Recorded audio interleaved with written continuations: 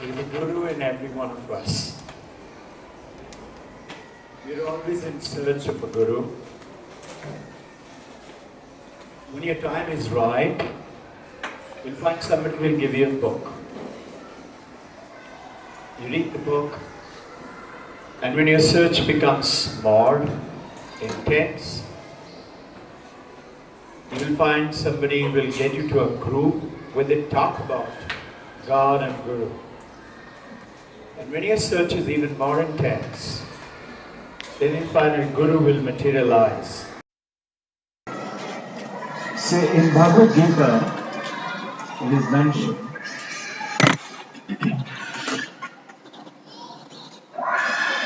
there is only one Guru in this universe. By whatever religion you follow, and that is the God Himself, or Allah Himself, the Guru. Now when the time is right, Guru might send somebody. The Guru, the God and the Guru send somebody else in the form of a human being. The question was just now floating around. The Guru of a form. If Guru is Param Atma, and if you and I are Jivat Atma, as Jivat Atma as a smaller being, we got a form, and a Param Atma who is a supreme being, can't he have a form? He may have form, he may not have form. Choice is his. And as the devotee wishes to see his Guru, the God presents Himself in the form of that Guru. Now, supposing you want to travel to some place. Let's say you want to go to Switzerland, or you want to go to Greenland, or to China, or you want to go to Phoenix Mall. Now, you can go to Google and you can find out lots of information. But they give you certain information's data, yes, but they don't give you the experience of the person who's been there. So you would like to meet some of your friend or colleague or brother or elder or maybe a travel agent who's been there. So that's the difference. Like, you're a Guru. Acharya Devu. You're an Acharya. Why are you a Guru? Because that particular subject, the topic that you deal with, you have been there, you know more, you've experienced how to travel to reach there. So the students take your help to take their journey up to go up there. Same way is a Guru. Wherever you want to go today, whatever is your divine principles of your mind, you need to know somebody who could take you there. Now, how do you know who is a true Guru and who is a fraud Guru?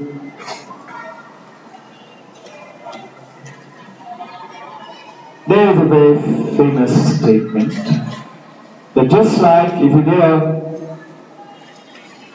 one bundle of 10,000 rupees and 100 rupee notes, how many times do you count it? At least 2 times, no? Supposing you go to buy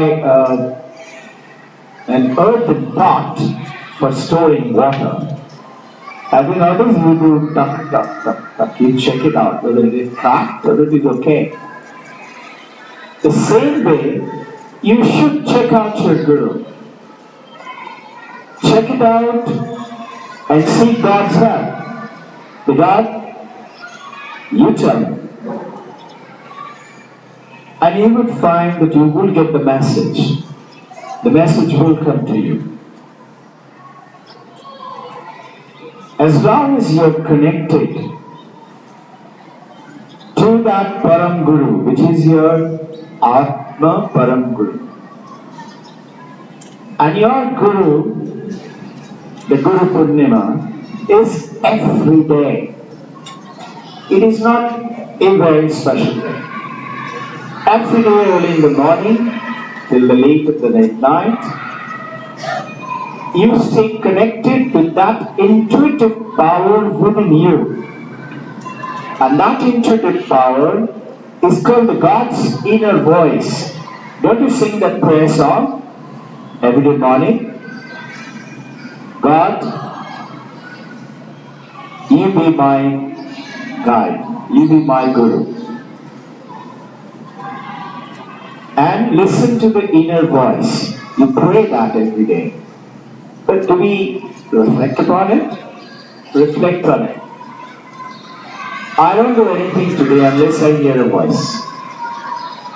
And once you get tuned up and as you practice, you will see you will get linked up. Now symbolically in India, Rishi Vyasa, who as Artimak was talking to you about, it is his birthday today, considered as the Gurupurnima. But it is through him you are sending your love and respect and pranam to all the Gurus of the world. And it is not a name. It is beyond the name. It is the concept. Like in IB you go beyond curriculum. It is through the concept. But notice curriculum is not left behind. You still have a curriculum. You go beyond that curriculum. Similarly, you go beyond the name. And then what you do is the concept of absolutely selfless service. I'm here to serve. Who Buddha had 30 gurus in his life. And there are many saints that you will find they have more than 30, 32 gurus and upagurus.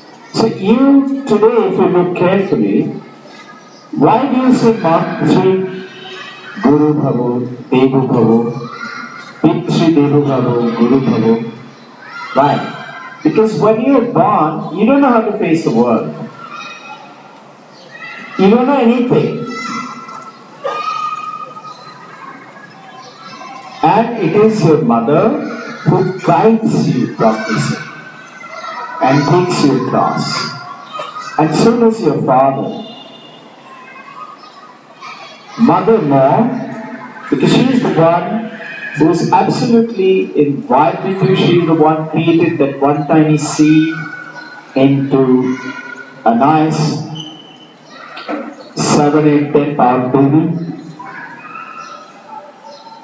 And she is the one who is going to make that baby grow up into a great lady or a gentleman 30, 40, 50 years from today.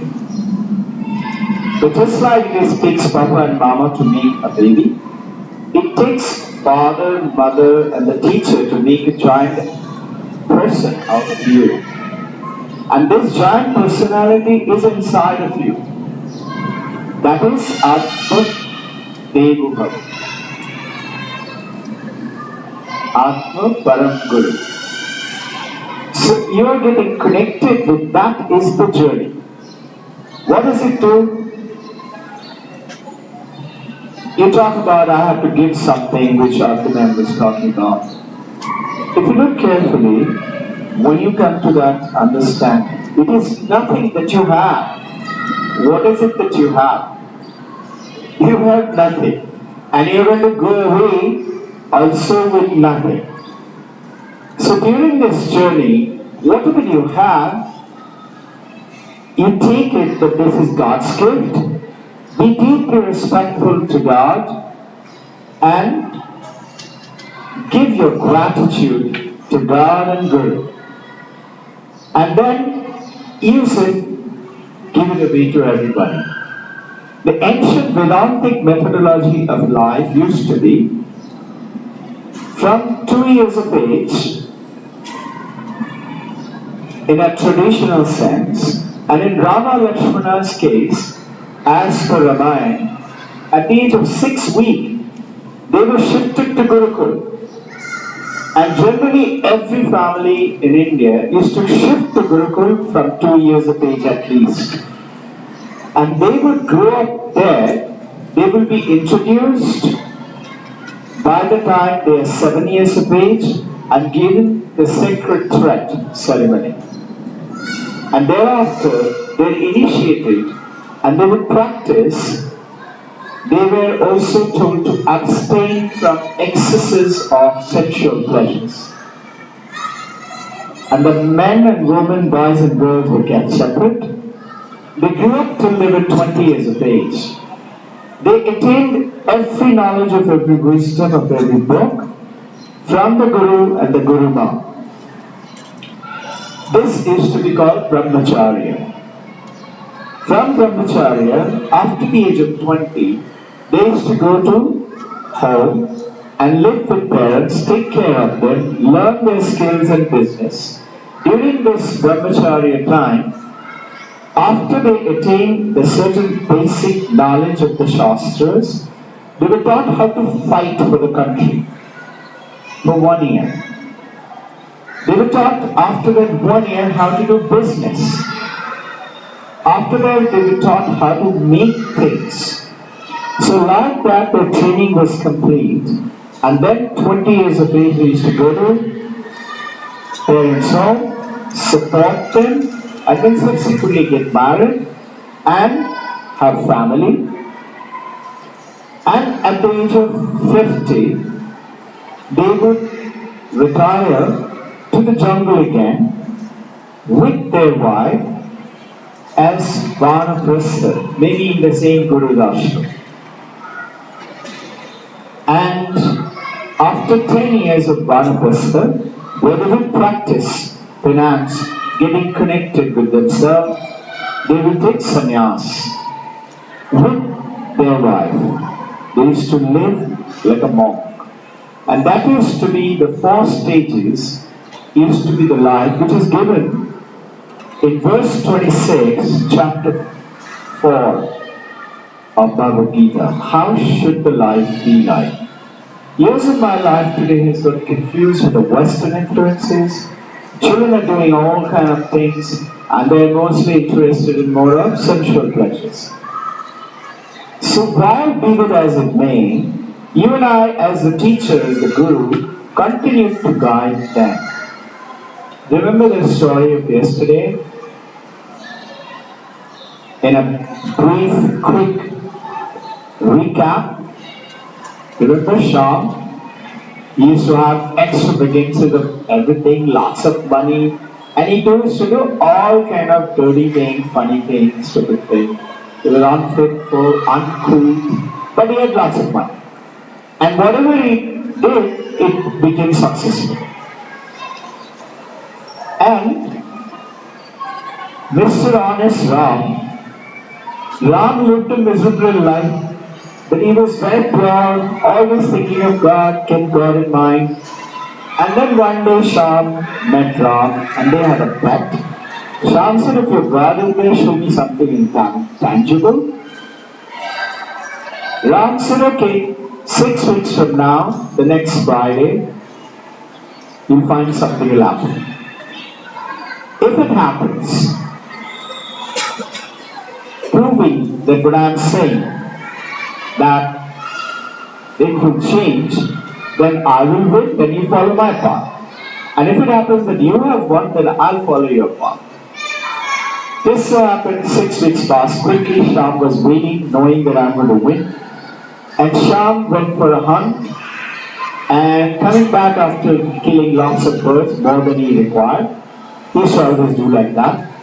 He was resting for a while, and suddenly he found right next to him, there was a huge, under the ground, a pot of gold.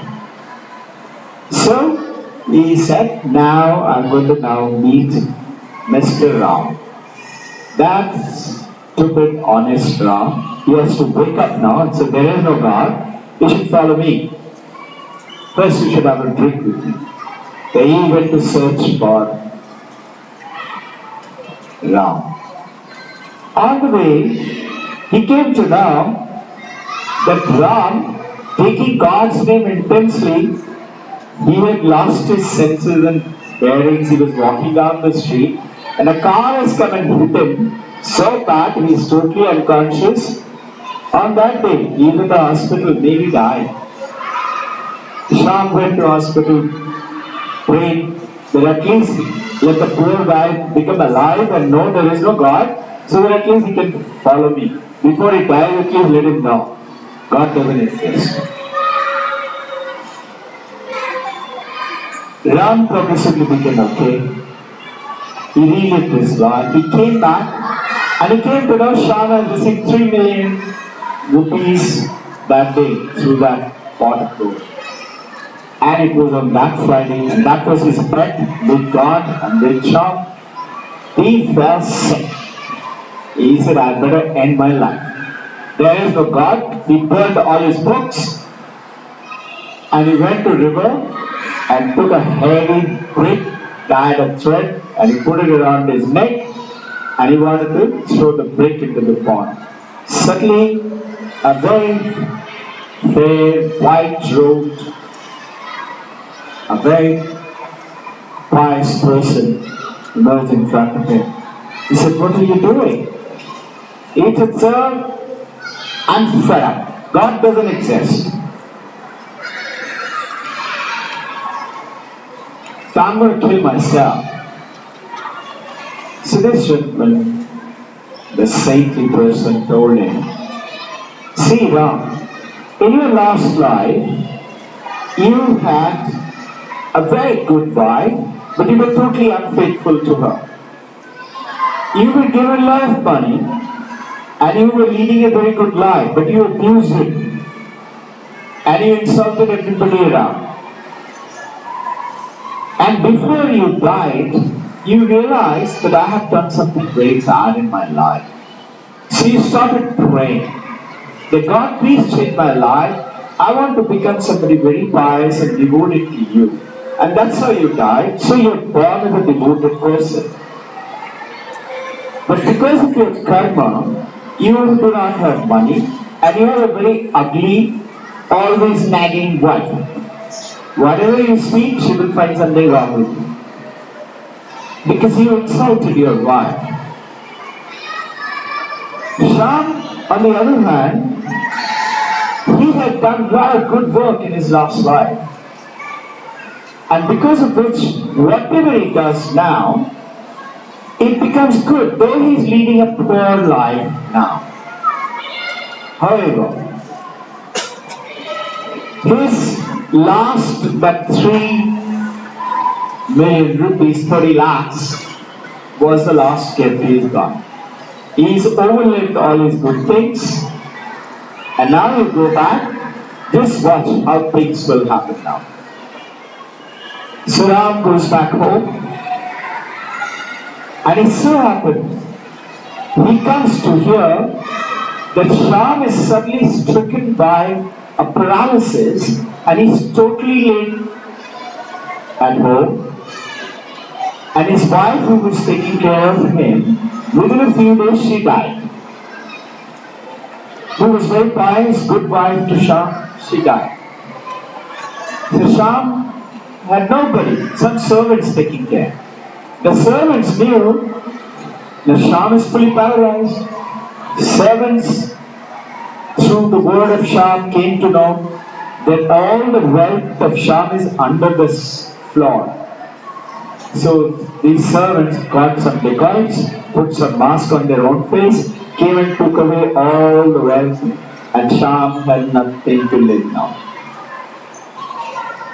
Ram, on the other hand, he goes back, he still sees God, even in the evil, even in his wife who was always criticizing.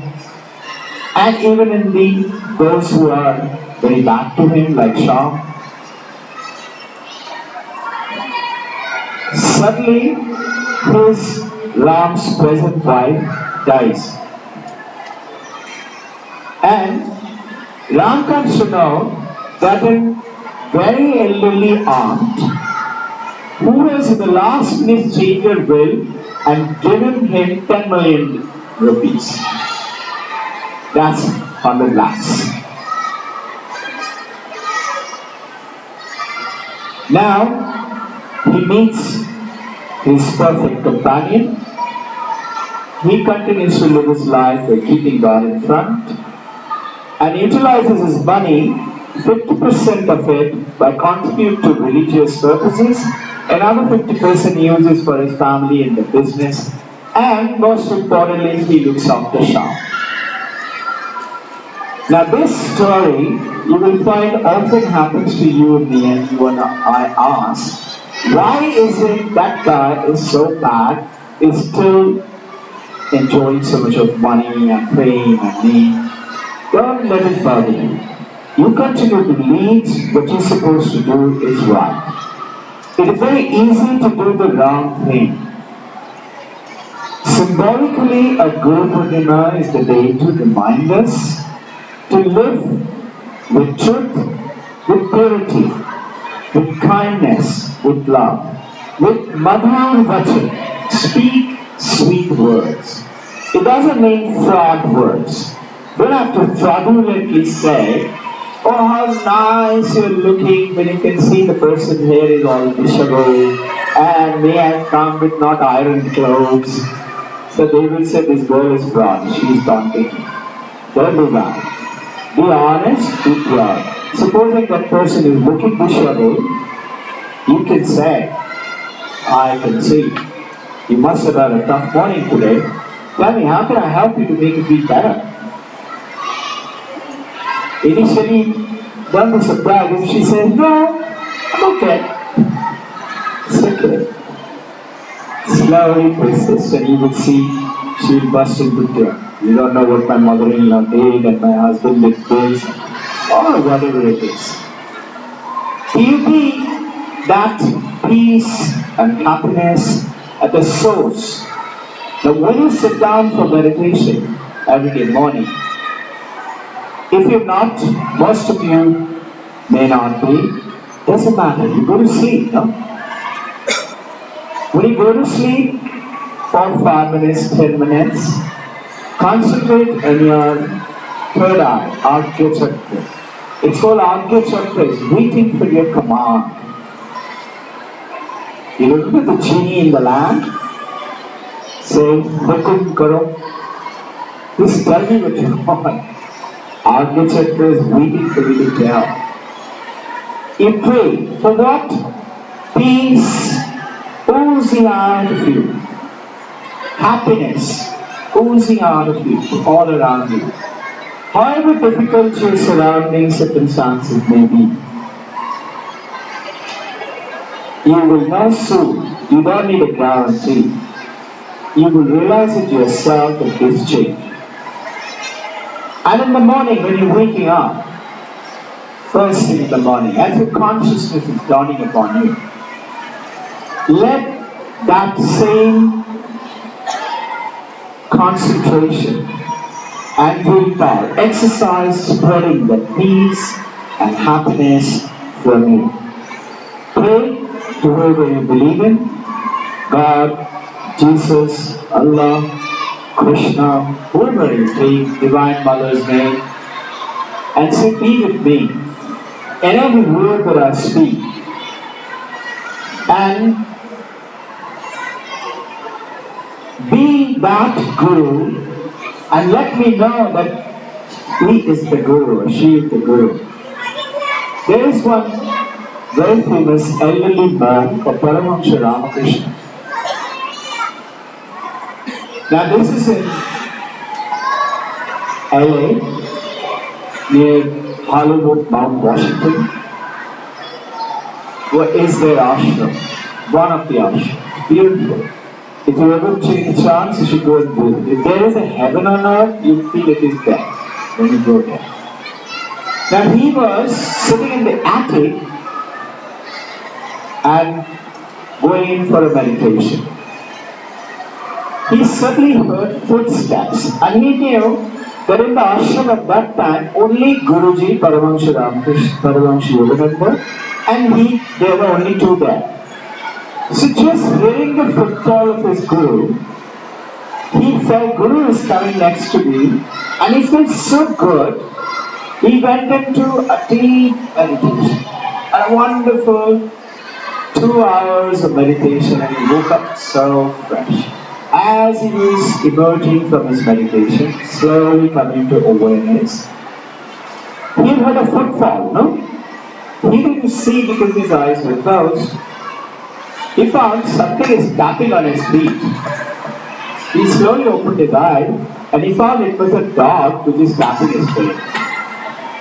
So just see, imagining Guru's footstep, if you can go into a deep meditative state, what if you just think that the Guru is with me, Guru is within me, Guru is always there, and Guru is there. Automatically you will find, you will reach a different kind of state. There are so many beautiful stories of the Guru's grace. If you look carefully, there is Guru amongst you. There is a Guru in your mother. Do you appreciate that little grace your mother did to you? Appreciate that little grace that your Papa did to you? Remember them. Remember them today. Call them out and say, today is Gurupurnima day, I'm thinking of you. They'll be very happy. And their dua, blessing, is going to take you across whatever you see, whatever thoughts you have in your mind, it will come true. It is not possible that it will not come true. So hold on to that seed of thought all the time. Pray to Guru and God and the Divine Mother. Be with me. Every word that I speak, every action that I do, every thought that I have, you be that. You be that word, you be that thought, you be that action. And you will find automatically your whole day is so powerful and beautiful. Jai Guru, you have a nice day.